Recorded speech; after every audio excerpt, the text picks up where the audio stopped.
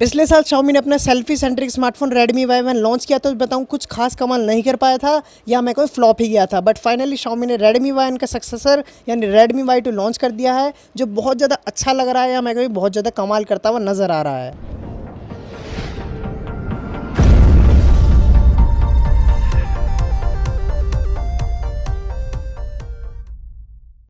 सबसे पहले आपसे रिक्वेस्ट करना चाहूँगा कि वीडियो को एंड तक ध्यान से देखना, क्योंकि इस एक ही वीडियो में मैंने Redmi Y2 को लेकर सारी की सारी चीज़ें कवर कर दी हैं। इसके अलावा जो बाद में इसके स्पेसिफिकेशन मैं आपको बताने वाला हूँ उसे सुनकर आप हैरान रहने वाले हैं। तो खैर सबसे पहले अपने इसके कमज़ोर स्पेसिफिकेशन से ही बात कर लेते हैं।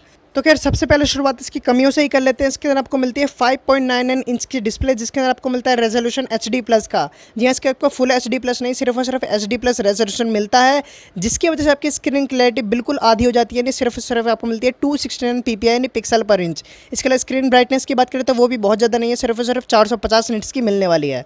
इसके अलावा बात करें प्रोटेक्शन की तो इसके अंदर आपको गोरिल्ला ग्लास भी नहीं मिलता है। बात करें इसके अलावा 2.5D कर्व भी नहीं मिलता है, यानी पुराने ज़माने का फ्लैट डिस्प्ले मिलने वाला है, यानी आपके कर्व डिस्प्ले नहीं है। इसके अलावा बात करें मोटाई की तो इसमें आपको तकरीबन 8.1 मिलीमीटर की थिकनेस मिल जाती है और वजन मिल जाता है तकरीबन 170 ग्राम, जो बता दो प्राइस के हिसाब से एक्सेप्टेबल है। इसके अलावा अगर हम बात करें हार्डवेयर की तो इसके अंदर आपका प्रोसेसर थोड़ा पुराना मिलने वाला है, स्नैपड्रैगन 625 जो आपको Redmi Note 5, Note 4 और आपका Mi 1 वगैरह डिवाइस में मिल जाता है। इसके अलावा अगर आपको थोड़ा सा बताना चाहूँ स्नैपड्रैगन 625 के बारे में तो बता दो ये 14 नैनोमीटर टेक्नोलॉजी पर बेस्ड प्रोसेसर है। इसके अंदर क्रायो कोर्स नहीं मिलते, यानी आप हाई एंड परफॉर्मेंस से एक्सेप्ट मत करना। इसके अलावा इसके अंदर आपको Adreno 509 का GPU मिल जाता है, यानी ग्राफिकल प्रोसेसिंग यूनिट। इसके अलावा आपका PUBG वगैरह ये चला देगा मानता हूँ, बट आपका जो हाई एंड गेम्स आएंगे आपके फ्यूचर के अंदर उसे ये चलाने में हाथ खड़े कर देगा। बात करें कलर वेरिएंट के, आपको 3 कलर मिलने वाले हैं, डार्क ग्रे, गोल्ड और रोज गोल्ड। बॉक्स के अंदर आपको ट्रांसपेरेंट कवर मिलने वाला है। बात करें इसके अंदर सॉफ्टवेयर की तो MIUI 9.5 पर ये वर्क करेगा, यानी 8.1 ओरियो पर। इसके अलावा बात करें dedicated micro SD card slot मिल जाता है, इसमें आप 256 GB तक मेमोरी कार्ड डाल सकते हैं। बात करें डुअल 4G की तो नहीं मिलता है, यानी एक समय पर आप एक ही समय 4G चला सकते हैं। इसके अलावा बात करें बैटरी की तो आपको मिल जाती है 3000 mAh की बैटरी, जिसके अंदर आपको फास्ट चार्जिंग भी नहीं दी गई। इसके अलावा बात करें चार्जर की तो आपको नॉर्मल सा चार्जर मिलेगा 5V 2 एम्पेयर वाला, और बताओ 99% चांस है आपका जो करंट चार्जर आप यूज़ कर रहे हैं वो भी इसी रेटिंग पर वर्क करता है। इसके अलावा यहाँ पे आपको नॉर्मल माइक्रो USB मिलने वाला है, ना आपको USB-C टाइप नहीं मिलता है, जो बता दो बहुत अच्छी चीज़ है, क्योंकि कुछ लोगों को दिक्कत हो जाती है C टाइप से। इसके अलावा बात करें ब्लूटूथ वर्जन की तो आपको मिलता है 4.2। बता दूँ नॉर्मल फोन्स में आजकल 5.0 मिलने वाला, तो यहाँ पे कुछ निराशा जो हो सकती है, वैसे इतना फ़र्क नहीं पड़ेगा नॉर्मल यूजेस की बात करें तो।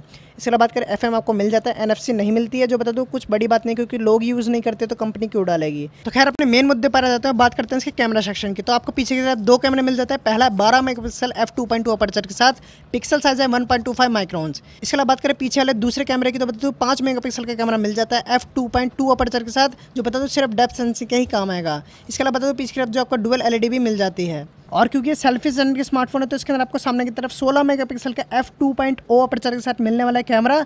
बात करें पिक्सल साइज की तो आपको मिल जाता है 2.0 माइक्रोन, जो बता दूँ बहुत अच्छा है। इसके अलावा कंपनी ने सुपर पिक्सल नाम से कुछ टेक्नोलॉजी यूज़ करी गई है, पर यहाँ पे सवाल आता है आखिर ये सुपर पिक्सल भला क्या है। तो बता दूँ कंपनी ने ऐसा कहा है कि जब आपका कैमरा फोटो खींचेगा तो आपके जो 4 पिक्सल एक साथ डेटा कलेक्ट करेंगे उस एक ही में कंबाइन कर देंगे। तो यहाँ पे कुल मिलाकर कहने की बात यह है कि आपकी जब फोटो खींचोगे तो आपकी ब्राइट सेल्फी निकल कर आने वाली है, लो लाइट में अच्छी सेल्फी निकल कर आने वाली है। बात करें फेस अनलॉक की तो वहाँ पे मिल जाता है। बात करें मैनुअल मोड की तो वो मिलता भी है, नहीं भी मिलता है। मैंने यहाँ पे इसलिए कहा है क्योंकि Xiaomi ने फिर से पागल बना दिया, मैनुअल मोड की सिर्फ 2 चीज़ दी है, यानी वाइट बैलेंस और ISO।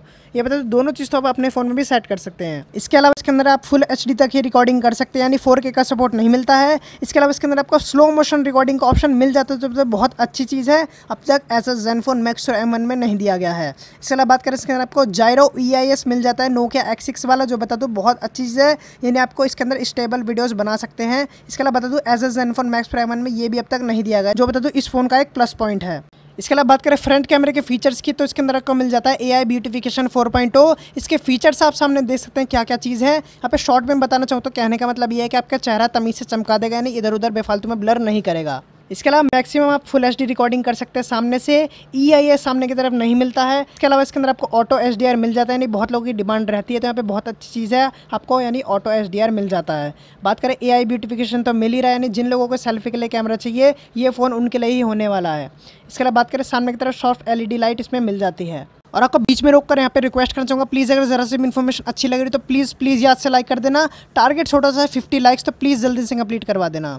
तो अगर वीडियो पर वापस आते हैं और बात करते हैं इसके प्राइसिंग की, तो बता दूं 3 GB और 32 GB इंटरनल मेमोरी वाला वेरिएंट आपको मिलेगा 9999। और बता दूं 32 GB वाले वेरिएंट में आपको तकरीबन 21 GB खाली मिल जाएगी। इसके अलावा बात करें 4 GB 64 GB वाले वेरिएंट की, तो बता दूं 12,999 रुपये का मिलेगा, नहीं 13,000 रुपये का, जो बता दूं बिल्कुल भी रिकमेंड नहीं करता हूँ, पैसा बर्बाद है। इसके अलावा सवाल आता है कब से मिलेगा, तो बता दो 12 जून को आपकी अमेजन और mi.com पर सेल चालू हो जाएगी। और बात करें ऑफलाइन की, तो आपको mi होम और ऑथराइज्ड रिटेलर्स पर भी आपको देखने को मिल जाएगा। इसके अलावा यहाँ पे सबसे बड़ा सवाल आखिर ये आता है कि हम Realme 1 32 GB 9,000 में लें, Asus Zenfone Max Pro 1 32 GB 11,000 में लें, या फिर Redmi Y2 32 GB 10,000 में लें। तो बता दूं Redmi Y2 तो उन लोगों के लिए होने वाला है जिनका बजट भी कम है और उन्हें कैमरा भी अच्छा चाहिए, यानी इसके अंदर आपको सेल्फी कैमरा अच्छा मिल जाता है और आपका पीछे वाला कैमरा भी डिसेंट सा मिल जाता है, और बाकी स्पेसिफिकेशंस मैंने आपको बता दिए हैं, तो आप खुद समझदार।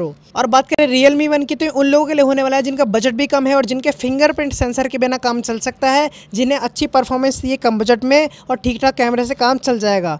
और परफॉर्मेंस के लिए यहाँ पे बता दूं आपका, मेरे को खुद लगता है पर्सनली कि 5-6 महीने बाद हीटिंग इशू दे देगा Helio P60 भी, क्योंकि मैंने जितने भी आज तक MediaTek के फ़ोन इस्तेमाल करे हैं सबने ये प्रॉब्लम दी है। इसके अलावा बात करें Asus Zenfone Max Pro M1 की, तो बता दीजिए उन लोगों के लिए होने वाला है जिनका बजट भी कम है, जिन्हें फ़ोन के अंदर बहुत बड़ी बैटरी चाहिए, जिनको सेल्फी लेने से ज़्यादा प्यार नहीं है और जिन्हें ज़्यादा फीचर्स फ़ोन के अंदर इस्तेमाल करने अच्छे नहीं लगते, यानी प्योर एंड्रॉइड एक्सपीरियंस अच्छा लगता है।